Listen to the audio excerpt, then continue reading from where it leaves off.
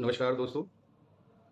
ये जो मेरे परिवार के साथ जो कंट्रोवर्सी चल रही है, इसको आप देख ही रहे होंगे और मैं इन सब चीज़ों से बहुत दुखी हूँ। दूसरी बात, बहुत सारे रिएक्शन चैनल वाले ये जो बोल रहे हैं कि अंकल आंटी कुछ बोल नहीं रहे तो हम क्या बोलें। सही बात है, उनकी भी मजबूरी है। कब तक वो मेरे सपोर्ट में बोलेंगे जब तक मैं नहीं बोलूँगा। लेकिन हकीकत ये है कि मैं वाईटी पर बिल्कुल भी नहीं आना चाहता। दूसरी बात ये है कि ये जो कंट्रोवर्सी कर रही है सब झूठ है, पूरी बना के बोल रही है और उसको तो बोलना है। दूसरे बहुत सारे लोग बोल रहे हैं संपत्ति संपत्ति संपत्ति। रिएक्शन चैनल वालों ने बोला है कि अंकल और आंटी आकर के इसमें क्लियर करें। अब दूसरी बात यह है कि संपत्ति क्या होती है। एक्चुअल में मेरे जो दो बेटे थे, तो मेरी संपत्ति तो चली गई। जो मेरी संपत्ति थी मेरे बेटे थे। अब ये तो गौण संपत्ति है और मेरे पास क्या संपत्ति है ये मेरी समझ में नहीं आता। पहली चीज तो ये है कि जो सपना के संपत्ति के जितने भी कागज थे, मैंने सारे सपना को सेंड कर दिया और सपना ने ही मंगाए थे मुझसे। अब रहा, लोग बाग बोलते हैं उस बिला के बारे में, तो बिला के बारे में मैं आपको क्लियर कर दूं। ये सपना वहां होके आ गई है, वहां से मुझे कॉल आ गया है। इसको जो उस बिला के बारे में करना है वो कर ले, मुझे कोई आपत्ति नहीं है। पहले मैं सोच रहा था उसको मैं लूंगा, सब लोग साथ में रहेंगे, ये चीजें थोड़ी सी ऐसी हैं, गुस्सा होके जा रही है, जल्दी समझ जाएगी। लेकिन अब मुझे नहीं लगता है कि मेरे घर में कोई शांति आ पाएगी। और सपना से मैं कह रहा हूं, तुझे जो करना है, जो तेरे मन में है, सब कर, कोई कसर मत छोड़ना। लेकिन दोस्तों, ये सारी चीजें गलत हैं, सारी चीजें गलत हैं। अब रहा संपत्ति की बात, तो मैंने बताया कि मेरे दो बेटे थे, वो मेरी संपत्ति थी। अब इस संपत्ति को कोई भी ले जाए, सबसे पहले तो यह है कि मेरे जीते जी संपत्ति मेरी रहेगी और मेरे मरने के बाद, मेरी पत्नी के मरने के बाद, मेरी दोनों पोतियों के नाम से संपत्ति आएगी। इसमें कोई निर्विवाद रूप से सत्य है। अगर ऐसे ही कंट्रोवर्सी होती रही तो फिर मुझे सोचने पर विवश होना पड़ेगा। हकीकत यही है कि मुझे सोचने पर विवश होना पड़ेगा। फिर संपत्ति उसको जाएगी मेरी जो मेरी सेवा करेगा, जो बुढ़ापे में मेरा साथ देगा। अब वो चाहे कोई भी हो। आज से मैं अभी नहीं कह रहा, अभी हमारे हाथ पैर चल रहे हैं। अब मुझे आप एक बात बताइए कि ये पूरे रिश्तेदार अलग नहीं है, खानदान को लेकर साथ में घूम रही है। मेरे साथ 4 या 5 लोग हैं। अगर वो मेरे सुख दुख में मेरे साथ आते हैं, तो क्या ये सपना के साथ इसका खानदान घूम रहा है, ये उनको संपत्ति देगी सारी, या मैं उनको संपत्ति दे दूंगा? तो मेरा क्लियर स्टैंड है कि मेरे मरने और मेरी पत्नी के मरने के बाद मेरी सारी संपत्ति मेरी पोतियों के नाम जाएगी। अगर सब कुछ ठीक ठाक रहा तो, नहीं तो मुझे सोचने पर विवश होना पड़ेगा। और फिर दूसरी चीज यह है कि अंशु के चैनल पर और राहुल के चैनल पर आप मुझे गाइड करें कि मुझे इस परिस्थिति में, इस स्थिति में क्या करना चाहिए। मैं आपसे विनम्र निवेदन कर रहा हूं कि कृपया मुझे सुझाएं। मैं भी एक आदमी हूं, सब कुछ भूल जाता हूं, गलतियां होती हैं, लेकिन ऐसी गलतियां नहीं कि मैंने कोई जिससे कि मेरा घर टूट जाए। अब चूंकि घर टूट चुका है, अब इसमें कोई उम्मीद बाकी नहीं है। तो मुझे आप सुझाव दें कि इस स्थिति में मुझे संपत्ति के बारे में क्या सोचना चाहिए और क्या करना चाहिए।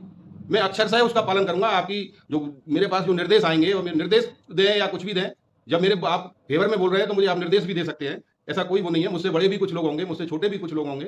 तो छोटे हों वो मुझे सुझाव दें, बड़े हों वो मुझे निर्देश दे सकते हैं। और मैं वाईटी पे ज्यादा नहीं आना चाहता, क्योंकि मैं पहले से ही बहुत दुखी हूं। आपको, आप लोगों को और ज्यादा मैं दिखा करके दुखी नहीं करना चाहता।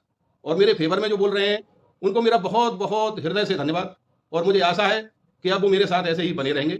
और बढ़ चढ़ करके जो सत्यता है वो आप सब लोगों को दिखाई दे रही है। ऐसा नहीं है कि दिखाई नहीं दे रही, सब लोगों को दिखाई दे रही है। ये नई नई जो प्रपंच रच रही है, ये सब गलत है, सब झूठ है। मैं आपसे बार बार निवेदन ये कर रहा हूं। और अंशु ने आपको सारी बातें क्लियर कर दी हैं, और आवश्यकता पड़ेगी तो वो बच्ची और क्लियर करेगी। अभी तो कुछ भी क्लियर नहीं हुआ है। अगर आपको पूरा क्लियर कर दिया जाए तो आपकी आंखें निश्चित खुल जाएंगी। और दोस्तों, एक चीज मैं और बताऊंगा आपको, सबसे ज्यादा क्लोज सपना के साथ अंशु ही रही है। और मैं आपको विश्वास के साथ कह रहा हूं कि अंशु ने जो बोला है वो अक्षरशः सत्य है। और अभी तो उसने आधा बोला है, ये भी बता दूं मैं आपको। अभी उसने आधा बोला है। पूरा जिस दिन बोल देगी तो सबकी आंखें खुली की खुली रह जाएंगी।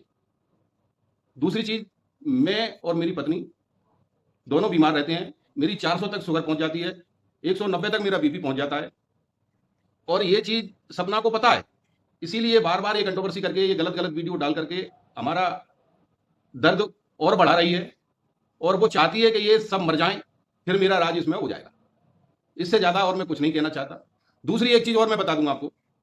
आप कहते हो कि मेरी पत्नी सपना की मम्मी से बात नहीं करती।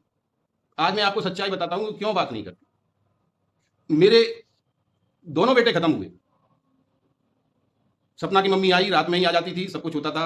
आगरा में सबसे पहले वही पहुंची थी। मैं तो यहाँ शिवपुरी में था। मैं तो यहाँ से लगभग 3:30 या 3:30 बजे वहाँ गाँव पहुँचा हूँ। मुझे नहीं मालूम इन्होंने पोस्टमार्टम क्यों नहीं कराया, क्या नहीं किया। जब ये पहुँच गए थे तो इनको कराना था। इनको जो भी लग रहा था वो उनको कराना था।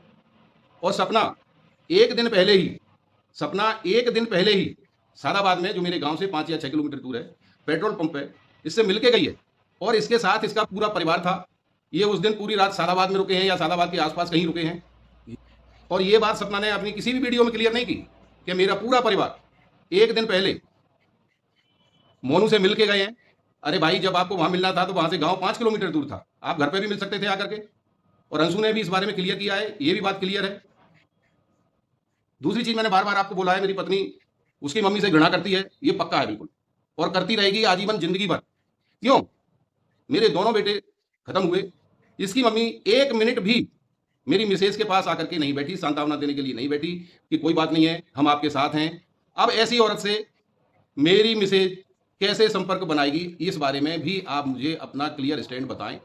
अंशु के वीडियो पे बोलें, राहुल के वीडियो पे बोलें, मैं दोनों के आपके जो रिएक्शन है वो सब सुनूंगा और उचित जवाब भी दूंगा। ये संपत्ति मेरे लिए गौण है। मैं गवर्नमेंट टीचर हूँ, मुझे मेरे लिए और मेरी पत्नी के लिए आजीवन गवर्नमेंट से खाने को 2 रोटी मिल जाएंगी, और मुझे इस संपत्ति का कुछ नहीं करना है।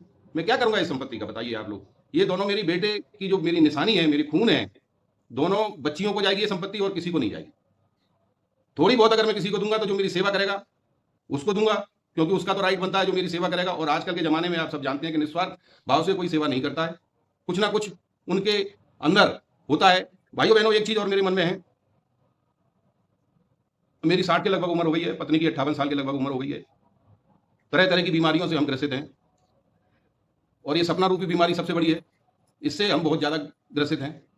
दूसरी चीज़, जब मेरे साथ में मुझे ये लगेगा कि मेरे साथ कोई नहीं है, मैं मन से बोल रहा हूँ आपको, दोनों बेटों के नाम से इस संपत्ति को किसी ट्रस्ट को या किसी को मैं दान कर दूंगा। ये मेरा पक्का है। मैं और मेरी पत्नी दोनों इस बारे में स्टैंड ले चुके हैं और लेंगे। अगर कोई मेरे अंतिम समय मेरे साथ नहीं है तो फिर मैं ऐसी संपत्ति को ट्रस्ट में अपने बच्चों के नाम से, जिससे उनका नाम चलता रहे, मैं इसको दान कर दूंगा। तो फाइनली फ्रेंड्स, आपने अंकल जी की बातें सुनी। उन्होंने अपनी सारी बातें आपको अभी तो खुल के बता दी हैं कि उनके दिमाग में क्या चल रहा है, क्या नहीं चल रहा। वो अंशु को भी रखना चाहते हैं, तो उनका ये डिसीज़न बहुत अच्छा है, उन्हें रखना चाहिए। क्योंकि जैसे सबको हक है अपनी फैमिली के साथ रहने का, तो उनको भी हक है। जिसके साथ वो रहना चाहते हैं उसके साथ तो उन्हें रहने का पूरा पूरा हक है। पर यहाँ पर मैं ना थोड़ा सा टॉपिक से हट के बात करूँगी। एक इंसान होता है जिसको, आपको ये बातें समझ आ जाएंगी मैं किसके लिए बोल रही हूँ। एक मतलब हम लोग, पूरी दुनिया, हम सब एक अपनी इमेज बनाने के लिए ना पूरी अपनी ज़िंदगी लगा देते हैं कि हमें कोई गलत ना कहे। और हम मतलब हम लोग पूरा अपना एफर्ट लगा देते हैं ज़िंदगी को जीने में कि हमें कोई मरने के बाद हमें गलत ना कहे, है ना। और जब वो इंसान मर जाता है ना, जब वो अपनी बातें नहीं कह सकता, किसी को भी अपनी बात नहीं कह सकता, जब वो प्रेजेंट ही नहीं है, मरा हुआ है वो इंसान, जब उसके बारे में बहुत ज़्यादा गलत बोला जाता है ना, तो उसके माँ बाप पर जो फील होता है ना, उसके माँ बाप जो फील करते हैं उस टाइम कि हमारे मरे हुए बच्चे के बारे में कोई इंसान इतना गलत बोल रहा है। आप समझ सकते हो मैं किस चीज़ की बात कर रही हूँ। मैं उस रिकॉर्डिंग की बात कर रही हूँ जो सोशल मीडिया पर अभी काफ़ी टाइम पहले, थोड़ा सा टाइम पहले जो लीक हुई थी। मैं उसी वीडियो की बात कर रही हूँ, ऑडियो की बात कर रही हूँ, सॉरी। तो हर माँ बाप ना फील करता है कि ना हमारे बच्चे के बारे में इतना कुछ कहा जा रहा है, सोशल मीडिया पर इतना कुछ कहा जा रहा है। तो बस मैं यही मतलब मेरे दिमाग में क्वेश्चन है, मैं आप लोगों से पूछना चाहती हूँ कि वो लोग कहाँ गलत हैं, अंकल और आंटी कहाँ गलत हैं। उनके मरे हुए बच्चे को इतना ज़्यादा मतलब बदनाम किया गया, वो भी मरने के बाद। वो अपनी सफाई देने के लिए इस दुनिया में नहीं है अब। वो नहीं बता सकते कि मैंने ये सब किया था, क्यों किया था, रीज़न क्या था उस चीज़ के पीछे, वो नहीं बता सकता इंसान। और उसके जाने के बाद उसको इतने मतलब सोशल मीडिया पर इतना बदनाम किया गया है। तो मेरे हिसाब से तो अंकल जी का जो डिसीज़न है वो बहुत सही है। बाकी आपकी इस बारे में क्या राय है, प्लीज़ कमेंट बॉक्स में ज़रूर बताएं। और वीडियो पसंद आई हो तो वीडियो को लाइक करें, चैनल को सब्सक्राइब करें। मिलते हैं हमारी नेक्स्ट वीडियो में, तब तक के लिए बाय बाय।